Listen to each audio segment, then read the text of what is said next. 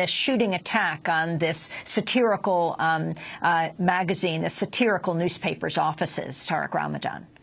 Look, first, we have to condemn what has been done and what's happened in Paris. That's not, when we are told that what they said is that the Prophet of Islam it's a revenge, and this is the way. No, this is just a pure betrayal of our religion and our principles. That's not acceptable, and my sympathy goes for the families and the victims, and whatever happened with the journalist and one of the journalist who was killed, apparently, I don't know if this has been confirmed, is someone that I debated in primetime TVs in France, and I didn't agree with him, and he was quite offensive in the way he was talking about Islam. But the only thing that we have to say is that we need to enter and to be involved in critical dialogue and critical discussions about what is happening in France and elsewhere in Europe. But by any standard, we have to condemn what was done and say it clearly. This is betraying our principles, our religion, and everything we stand for. And Tariq Ramadan, have we been able to tell from reports whether anyone has claimed responsibility for the attack?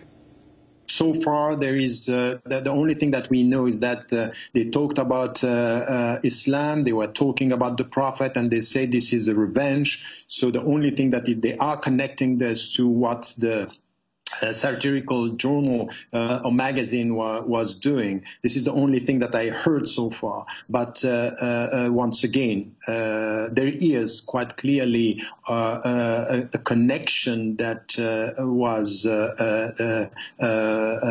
done by the people who did it when they were leaving, and this is why. And it's quite clear that it is Charlie Hebdo was known for a series of controversial publications over the last 2 or 3 years, and I think that the connection is quite clear. So this is why we have to be clear as much as is needed today. What do you think is most important to understand right now? I mean, there have been a series of attacks on journalists and newspapers that have parodied, that have caricatured the Prophet Muhammad. In this latest attack, this is clearly the biggest attack that's ever taken place.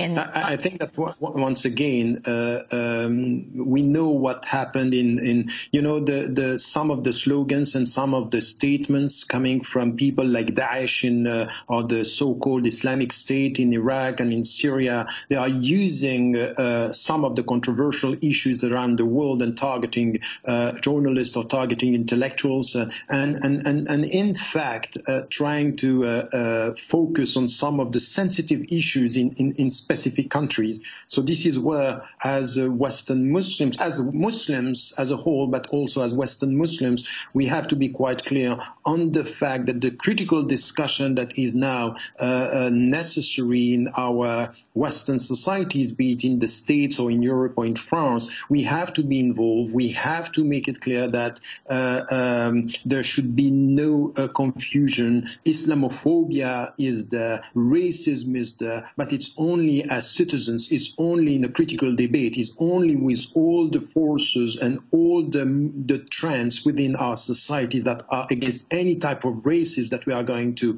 resist and reform the minds and the hearts of our fellow citizens. And it could never be accepted, never be supported, such actions that are now instrumentalizing some of the frustrations that we have in the West as to equal citizenship and racism, and using this to support what is in fact not acceptable and has to be condemned.